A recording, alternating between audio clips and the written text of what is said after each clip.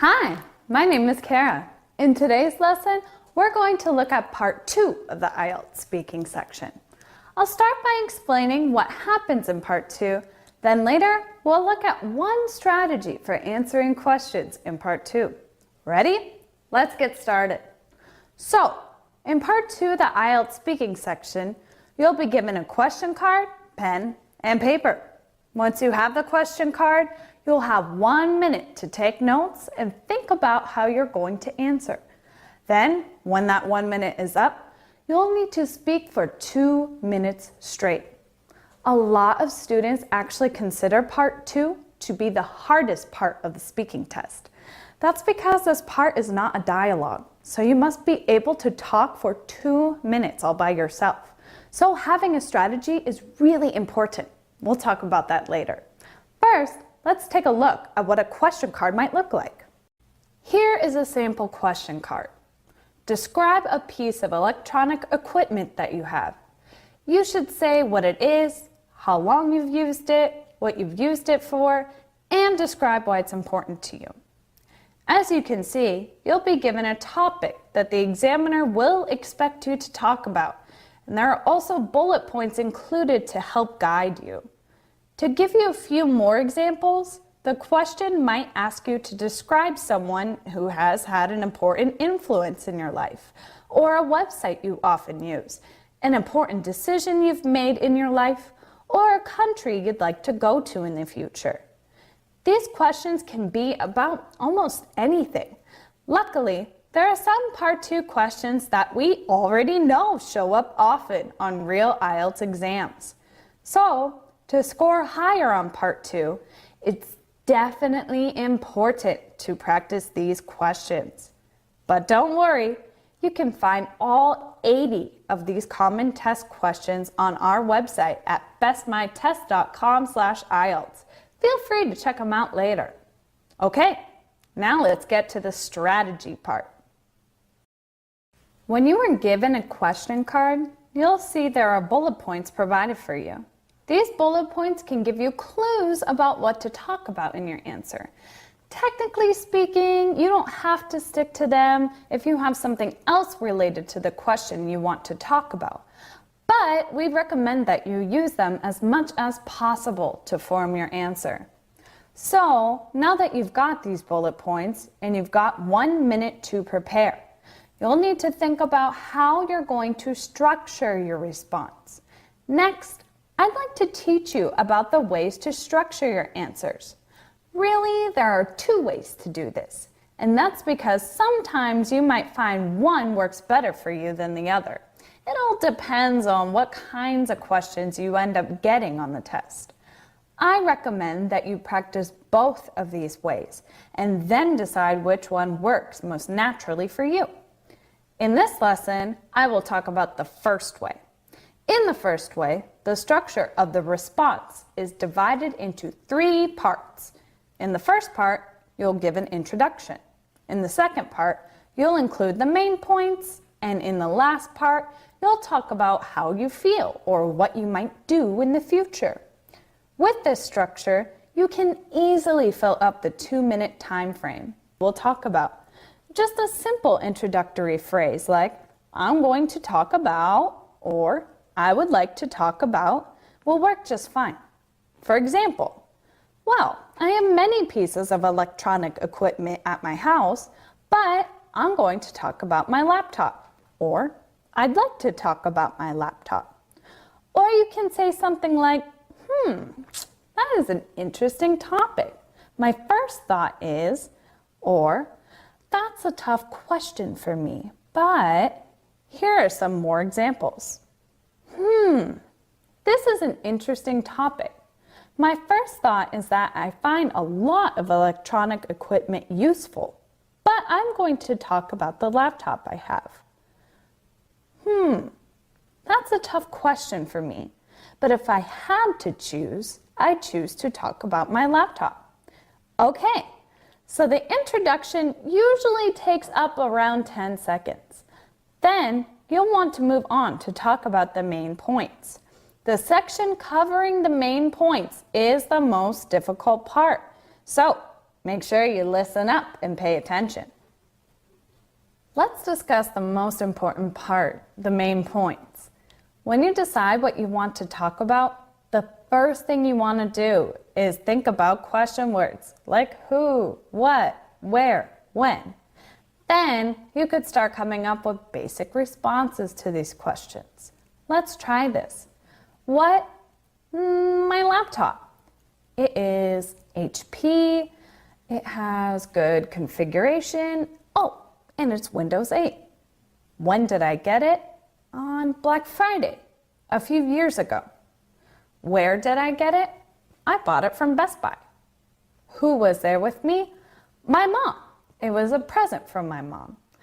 As you can see, this information should take at least 15 to 20 seconds. Here is what I would say. My laptop is manufactured by HP. This laptop has a good configuration and it supports most of the latest software. It came with Windows 8 operating system and a warranty for 3 years. I remember my mom bought it for me as a present. We bought it at Best Buy. I remember it was Black Friday, so the computers were on sale and we got a great discount. Good. Next, you can start looking at the bullet points and then choose 2 of them to talk about. Again, you can write down a few ideas for each bullet point on the card. For example, it might look like this. What I used it for. I used it to study, to take notes, and I used it for entertainment, to watch movies and listen to music. How long I have used it? I've used it for 1 year, but I want to upgrade. These are just some notes that help you remember what you need to talk about. The most important thing is to look at these notes and think about your life experiences as you talk. It'll make it easier for you to discuss the topic more naturally. Okay, now let me show you how to introduce each bullet point. What I usually recommend for students is to try using phrases like, with regards to this, I'd say, or as for this, I'd say, to get started. For example, as for what I use it for, I'd say it is useful in virtually all aspects of my life, including studying and entertainment. Or, with regards to how long I have used it, well, I had my old laptop for over 5 years, but I finally decided to upgrade and bought my current one a year ago. Finally, you want to focus on questions that start with why. There is usually a why question on the question card. In this case, the question is, why is the laptop important to you? Okay, let's review how you can answer the main points part. First, consider the answers to who, what, where, or when questions. Then spend time talking about 2 of the bullet points. And finally, provide reasons explaining why you have an opinion. So, that's the main points part. If up to this point you still have not used all 2 minutes of your time, you can extend your answer by talking about how you feel overall and what you might like to do in the future in regards to the topic. Doing that should help you add another 20 seconds. You can always start with sentences like, overall, I feel this way. And in the future, I think I will do this. All right, ready? Let's try a full answer. This is an interesting topic. My first thought is that I find a lot of electronic equipment useful, but I will talk about the laptop I have. My laptop is manufactured by HP. It has good configuration and it supports most of the latest software. It came with Windows 8 and a warranty for 3 years. I remember my mom bought it for me as a present. We got it at Best Buy. I remember it was Black Friday, so the computers were on sale and we got a great discount. As for what I use it for, I'd say it is useful in virtually all aspects of my life, including studying and entertainment. For instance, I use my laptop to take notes. I used to take notes by hand in high school, but it was extremely time-consuming. Now with my laptop, I could type notes directly into a document. It's just much easier and faster. I also use my laptop for entertainment. For example, when I get home from school, I listen to music on my laptop. On the weekends, I like watching my favorite TV shows on Netflix. If I didn't have my laptop, I would have to use my phone to watch videos, and I think the phone screen would be too small for me to really enjoy it. With regards to how long I've used it, well, I had my old laptop for over 5 years, but finally decided to upgrade and bought my current one a year ago. Finally, I want to talk about why the laptop is important to me. As I said earlier, this laptop has become an essential piece of equipment for me in almost every aspect of my life. I use it to watch movies, listen to music, and take notes. I even use it to write a blog and play games occasionally. Overall, I feel I'm a bit emotionally attached to this laptop as it became a part of my life. I think in the future, I will continue to use it as long as I can. It's really valuable to me. Let's try another question. This time, it'll be your turn to practice your answer. Remember, you have 1 minute to prepare and 2 minutes to talk. Go ahead and practice yourself. I will come back in 3 minutes to give my answer. Here is the question.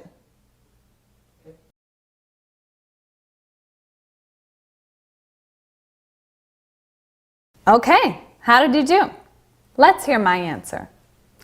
This is an interesting topic.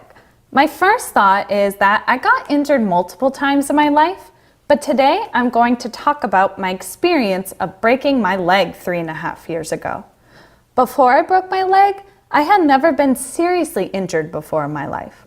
My leg injury was the result of a slightly embarrassing accident that happened while I was riding my bicycle and not paying close attention to where I was going. I remember that I got a phone call, looked down at my phone, and then I accidentally crashed into the curb next to me. That's when I fell off my bike and landed directly on a hard bone in my leg near my ankle. As for what happened next, I think it is kind of a blur to me now, but I recall being in quite a bit of pain and feeling very helpless. Regarding how I handled it, I remember I called a friend to come pick me up and take me to the doctor right away. Luckily, I didn't need to go to work that day. When we arrived at the doctor's office, my friend helped me walk into the office because I couldn't walk at all. Finally, the doctor took an X-ray and put my leg into a cast. I had to wear the cast for the next 6 weeks while my leg healed. My friend helped me go to the doctor and drive me places. It was humiliating and painful, but at least I'm okay now. Overall, I feel I was very lucky to have friends who helped me out, as well as good medical care. No one wants to get in an accident, but in my opinion, I was actually very fortunate to have such great support in the situation. Okay, that's the end of today's video.